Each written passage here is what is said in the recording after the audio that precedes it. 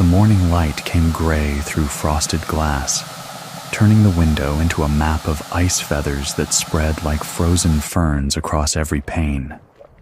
Beyond it, the valley lay buried under snow so deep that the pine trees looked half their true height, their branches bent low under white weight. The wind had blown all night, a sound like wolves circling the cabin, howling down from the high passes where the mountains touched the sky. Now, in the stillness of dawn, the cold pressed against the walls with a patience that felt almost alive, waiting for any weakness, any gap in the chinked logs where it could push through and steal the warmth from inside. Outside, the temperature had dropped low enough that the creek was silent under its ice, low enough that the air itself seemed to crystallize in the pale morning light. It was the kind of cold that turned flesh numb in minutes, that made breath come out in clouds so thick they hung in the air like smoke, the kind of cold that killed unprepared settlers every winter, that filled shallow graves in churchyards from Montana to Colorado, marked with simple crosses and dates that told the same story, arrived in autumn, dead by February. Inside, the air was different. Steam rose from the stone-lined basin set into the floor near the eastern wall, catching the lamplight and turning it silver. The basin was 3 feet across, fitted stones mortared with clay that Elsa had mixed herself from creek bank earth and water, working it until it had the right consistency, not too wet, not too crumbly, but smooth enough to seal tight between the rocks. From the basin came the steady sound of water, not a drip or a trickle, but a living flow that poured from an iron spout mounted just above the water line, a sound like a distant waterfall compressed into the small space of the cabin. The water was hot enough that touching it would peel skin, somewhere near boiling temperature, and where it met the cooler air of the cabin, it gave up its heat in clouds of vapor that drifted upward and spread across the ceiling beams before settling back down as a barely perceptible dampness on everything wooden. The spring itself came from somewhere deep, somewhere the geologists and traveling scientists couldn't quite explain, some crack in the earth where water descended close enough to volcanic heat to come back up, steaming, mineral-rich and relentless. Elsa had tested it once, timing how long the basin took to overfill when she closed the drain, and she'd calculated that the spring gave up somewhere around 3 gallons a minute, steady as clockwork, day and night, winter and summer. It never slowed. It never stopped. It was, in its way, more reliable than any human being she'd ever known. Along the wall ran the pipes, black iron, threaded and joined with heavy couplings that Elsa Whitcomb had tightened herself using a pair of pipe wrenches so old the handles were worn smooth as river stones. The pipes were 1-inch bore, heavy enough that mounting them had required drilling into the log walls with an auger and setting iron brackets that could bear the weight when the system was full of water. The pipes climbed from the basin at a careful angle. John had explained it once, how gravity worked with heat, how hot water wanted to rise and would do so if you gave it even a slight upward path, and how you had to balance that rise against the need to keep water flowing fast enough that it wouldn't cool before it reached its destination.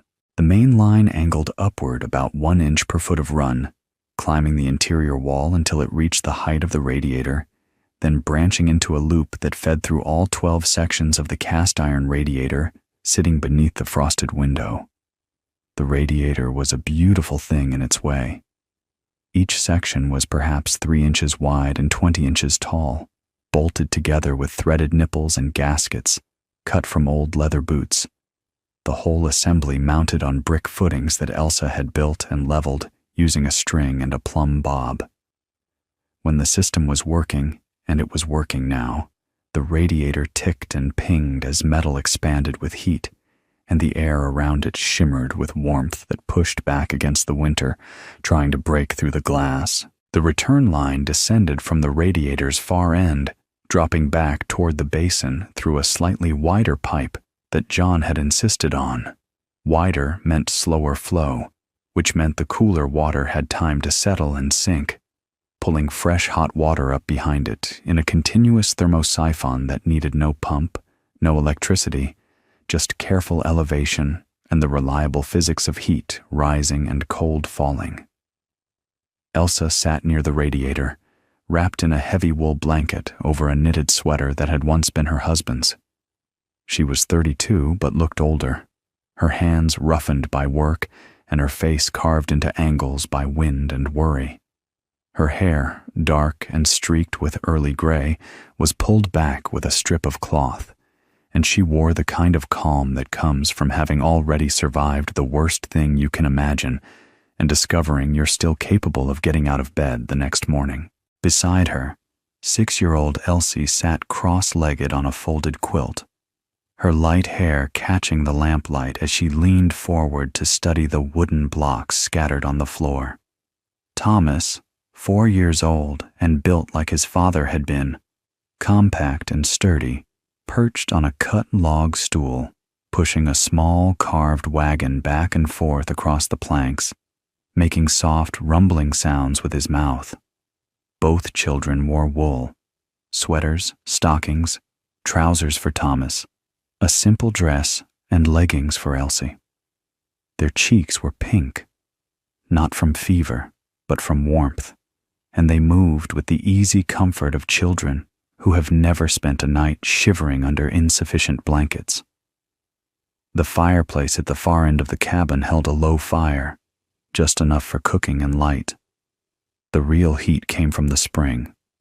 Everyone had said it was madness. When Elsa and John first claimed the land 3 years ago, riding in on a wagon loaded with tools and seed and hope, they'd found the spring in early summer, a steaming pool in a clearing that the local Shoshone avoided and the few white settlers knew only as bad ground or devil's bath water. The water was too hot to touch, sulfurous in smell, the scent of rotten eggs that clung to clothing and hair, and it bubbled up from somewhere deep enough that it never froze, never slowed, never stopped, even in the coldest January nights. John had wanted to build away from it, uphill where the land was dry and the timber stood straight. But Elsa had stood at the spring's edge and felt the heat rising and asked a question that would change everything. What if we could keep this? The argument that followed lasted 3 days and ranged from practical to philosophical. John said the ground would be too damp, that constant moisture would rot timber faster than age, that no cabin could sit that close to water without sinking into mud come spring. He'd heard stories about hot springs, about ground that gave way without warning, about cabins that settled crooked as the earth beneath them turned soft, about families waking up one morning to find their floor at a 20-degree angle and water seeping up through the floorboards. Elsa said the spring was steady, had clearly been flowing in the same spot for longer than either of them had been alive based on the mineral deposits built up around it, that the heat was wasted where it was just making steam that blew away on the wind, that if they could capture even a fraction of it, they could survive winters that would otherwise kill them. She'd done the arithmetic. 1 cord of firewood per week through January and February, at 2 full days of cutting and splitting per cord, meant they'd spend half the winter just staying warm enough to work on staying warm. But if they could heat the cabin with the spring, they could cut that by 3/4, maybe more. In the end, they'd compromised. John would build the foundation first, a stone skirt 2 feet high around the entire perimeter they'd marked out for the cabin, with drainage channels cut into the earth and lined with flat rocks carried up from the creek bed. If the ground held through one winter, if the drainage worked, and the foundation stayed level, they'd build the cabin. If it didn't, they'd chalk it up as a lesson learned and move on before they'd invested too much. The foundation held. But that didn't stop the neighbors from predicting disaster. Hank Doyle, who'd proven his homestead claim 2 years before Elsa and John arrived, had warned them about spring rot and steam sickness, and a dozen other ailments he claimed came from living too close to hot water. His wife, Martha, had been quieter but equally skeptical, asking pointed questions about where the water would go once it entered the cabin, about what would happen if pressure built up in sealed pipes, about whether Elsa had considered that the heat might attract wildcats or bears looking for a warm place to den in winter. Other settlers passing through had their own theories. One old prospector claimed the spring was cursed, that the Shoshone avoided it because people who camped near it had bad dreams and woke up confused. A traveling preacher suggested the sulfur smell was evidence of something demonic. A man from Ohio who'd read books about engineering said flat out that thermosiphon heating was impossible without pumps and valves that didn't exist yet, that Elsa and John were trying to build something that required modern factories and machine shops, not hand tools and determination. They'd broken ground in late spring, both of them working from dawn until they couldn't see, hauling stones from the creek bed and setting them without mortar at first, just tight-fitted and heavy. John dug the catch basin where the spring rose strongest, 3 feet deep and lined with the flattest stones he could find, shaped so the water would pool without spilling over. They used clay from the creek bank to seal the gaps, packing it in and smoothing it until the basin would hold.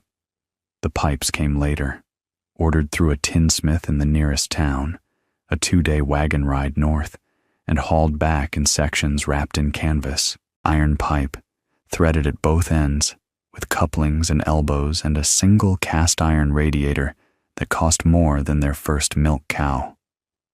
John had stared at the radiator for a full minute when they'd unpacked it, running his hand over the cold metal, and then he'd looked at Elsa and said, "If this works, we'll be legends. If it doesn't, we'll be the fools who froze to death next to a fortune in scrap." It had taken them all summer to fit the system. The basin fed into a vertical pipe that climbed the interior wall, using gravity and heat to drive the water upward. Hot water rises, John had explained, and if you give it a path, it'll climb as high as you let it before it cools. The pipe looped through the radiator under the window, shedding heat into the room, and then descended again through a return line that fed back toward the basin. Cooler now, but still warm enough to keep the flow moving. It was a closed loop, or nearly so. Elsa kept the basin slightly over full so that excess water would spill into a second channel that ran outside, preventing pressure buildup that could crack the iron or turn the cabin into a steam trap. They'd finished the system in October, just as the first snow began to fall. John had opened the valves carefully, listening for leaks, watching the pipes for signs of stress, and when the radiator began to tick and warm, when the air near the window turned soft with heat, he'd let out a breath Elsa hadn't realized he'd been holding and said, "Well, I'll be damned." 3 weeks later, he was dead. It had been a logging accident, a widowmaker branch that fell without warning while he was working alone in the high timber above their claim. Hank Doyle and his son found him that evening, already cold, and brought him down on a drag sled. Elsa buried him on the hill above the spring, where the ground was still soft enough to dig, and then she'd gone back to the cabin and shut the door, and refused to leave for 2 days. But the spring kept flowing, the radiator kept ticking, and the children still needed to eat. Now, in the middle of her second winter alone, Elsa had learned things John never lived to see. She'd learned that the pipes needed wrapping where they ran along the exterior wall, even inside the cabin. wool scraps and burlap held in place with wire, boxed over with scrap lumber to keep them from freezing during the coldest nights. She'd learned that the spring water left a pale crust inside the pipes, a mineral scale that built up slowly but steadily, narrowing the flow until the system started to cool. Once a month, she shut down one section at a time, disconnected a coupling, and scraped the buildup out with a bent wire and a rag, then reassembled everything and checked for leaks before reopening the valves. She'd learned to manage the moisture. Too much heat and the air grew damp enough that wool wouldn't dry, that blankets felt clammy, that mold started to creep along the underside of the windowsill. She cracked the window an inch during the warmest part of the day, letting the dry cold in to balance the steam, and she kept a supply of ash and sand near the basin to scatter across any standing water that threatened to pool on the floor. She'd learned to ration her firewood. With the spring handling most of the heating, she could stretch a cord of wood across a month instead of 2 weeks, saving her from the brutal work of hauling and splitting through deep snow. The fireplace stayed lit, but low. Enough for cooking, enough for light, enough to warm your hands after coming in from outside, but not enough to compete with the radiator. And she'd learned that the spring was more than just heat. The stone basin had become the heart of the household. She used it to thaw frozen tools, to warm wash water without wasting firewood, to ease winter sickness with steam that opened tight lungs and loosened stubborn coughs. She kept a small crock balanced on the edge, using the ambient heat to keep sourdough starter alive through January, and she'd discovered that if she hung wet wool near the basin at night, it would be dry by morning. The neighbors noticed. Hank Doyle had been the loudest skeptic. He'd stood in Elsa's doorway the previous winter, shaking his head and predicting disaster in a dozen forms. The ground would give way, the pipes would burst, the steam would rot the logs from the inside, the spring itself would shift and flood the cabin or go dry without warning. He'd called it a hot water palace, with a tone that said he expected to be proven right when spring came and the whole thing collapsed into the mud.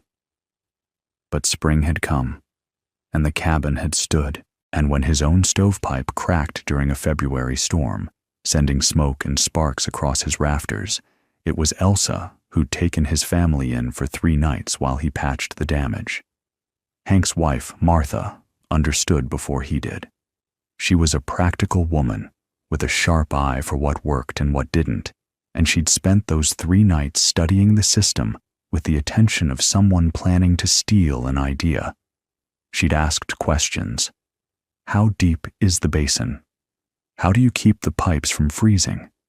What happens if the flow stops? Elsa had answered them all, and on the 3rd night, Martha had said quietly, "You're going to teach me this, aren't you?" And Elsa had said, "If you want to learn."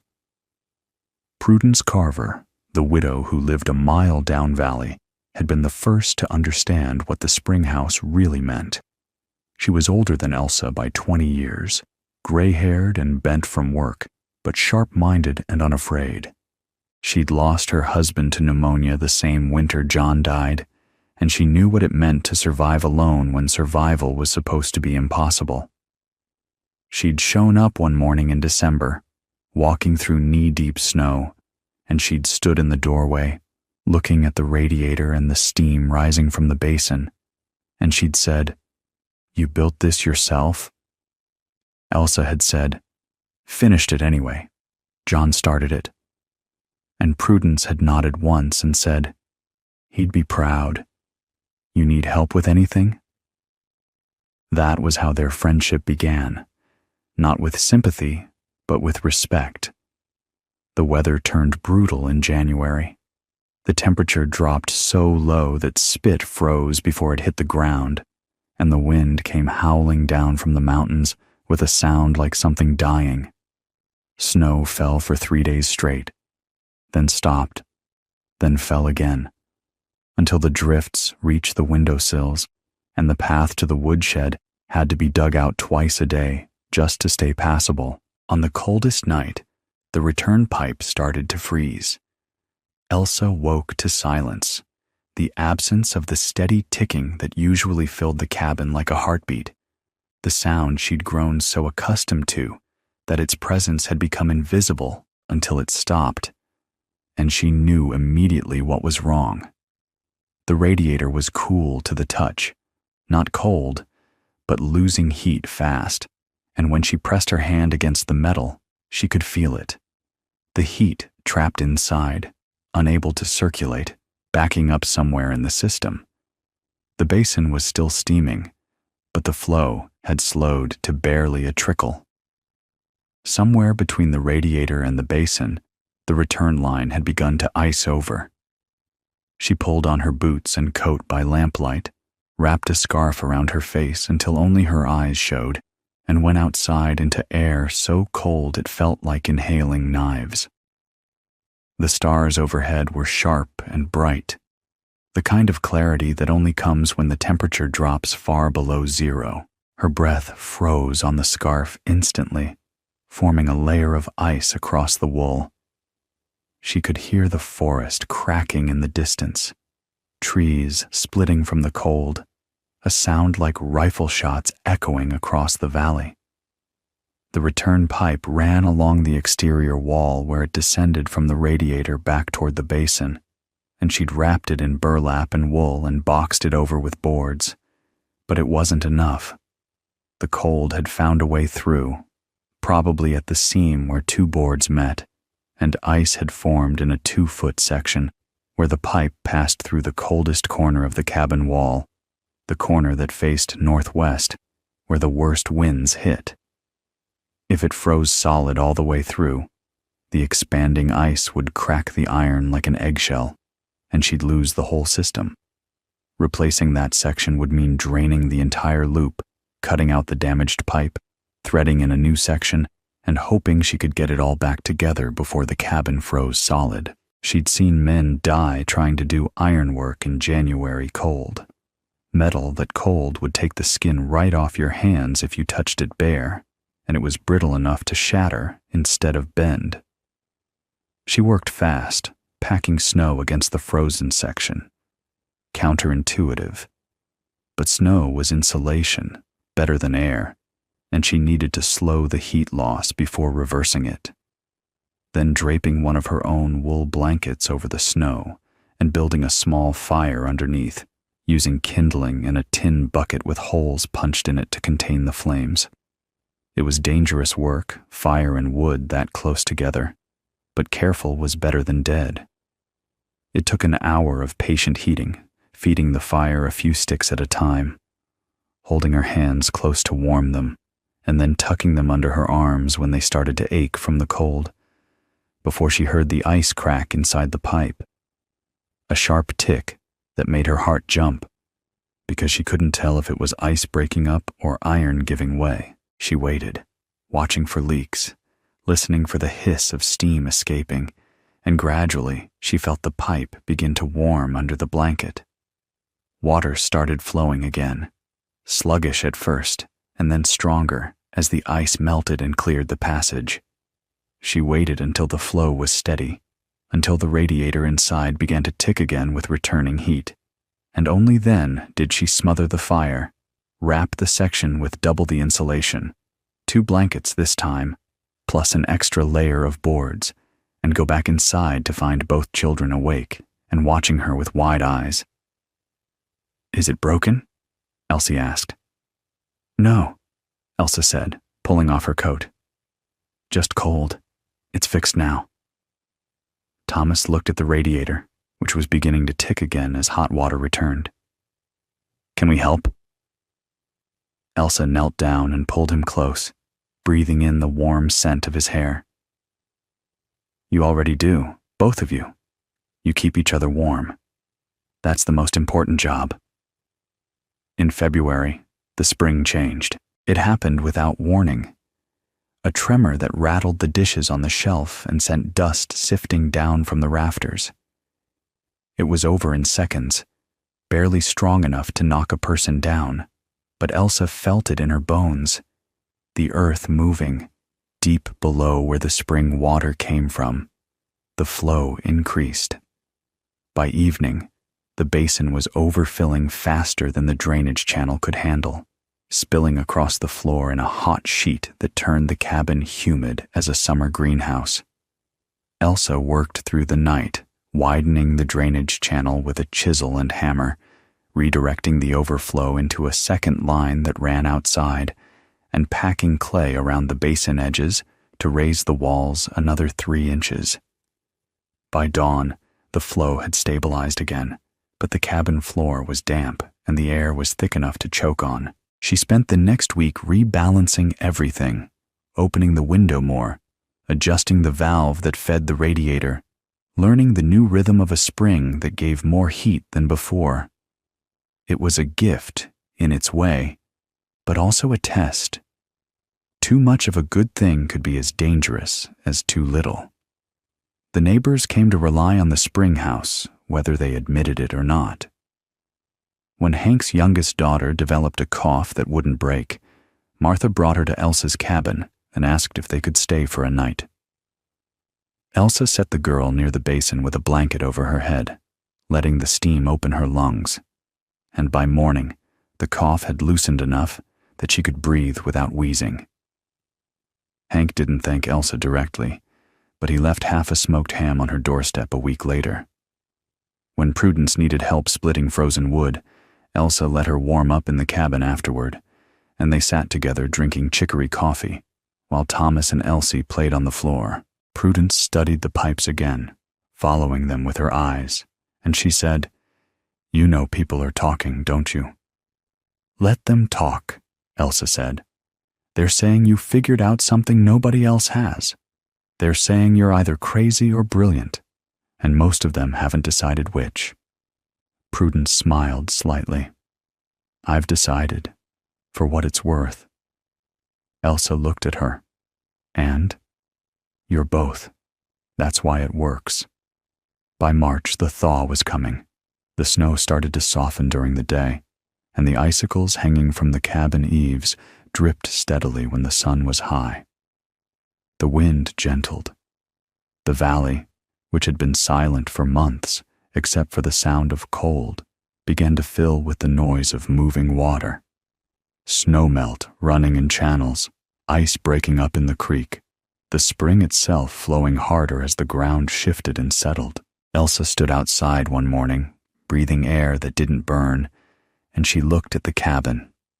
The stone foundation, the tight chinked logs, the pipe wrapped and protected, the radiator visible through the window, and she felt something she hadn't felt since John died. Not happiness, exactly, but satisfaction. The kind that comes from building something that lasts, from proving that smart work and refusal to quit can outlast the worst the world can do. Inside, Elsie was teaching Thomas how to check the drip rate from the basin, showing him how to count the seconds between drops when the valve was adjusted. They were children who would grow up knowing that warmth wasn't magic, that it came from stone and iron and water and careful thought, from maintenance and vigilance, and the willingness to get up in the middle of the night to fix what was broken. That evening, Martha Doyle showed up at the door with her husband behind her. Hank looked uncomfortable, his hat in his hands, and he cleared his throat twice before he managed to speak. "Elsa," he said, "I owe you an apology. I said some things about the spring house, about you trying to make this work." He glanced at the radiator, the steam rising from the basin, the children warm and safe on the floor. "I was wrong. I'm sorry." Elsa nodded once. "Apology accepted." Martha stepped forward. "We were wondering if you'd be willing to help us with our cabin. We can't do what you've done. We don't have a spring. But we were thinking about the way you wrap your pipes, the way you keep the moisture balanced. We'd like to learn." Elsa looked at both of them and then at Prudence, who had arrived a few minutes earlier, and was sitting near the fire with a cup of chicory coffee. She looked at Elsie and Thomas, at the cabin that had kept them alive, at the system that everyone had said was impossible. "I'll help," she said. "We'll start next week." Outside, the wind was calm. The stars were beginning to show through the thinning clouds, and somewhere in the distance, a wolf howled, not close, not threatening, just alive. The valley was still buried in snow, and there were weeks of winter left, but spring was coming. It always did. Elsa closed the door and threw the bolt. The radiator ticked softly, the basin steamed, and for the first time in a long time, the future felt possible. Not easy, never easy, but possible. That was enough.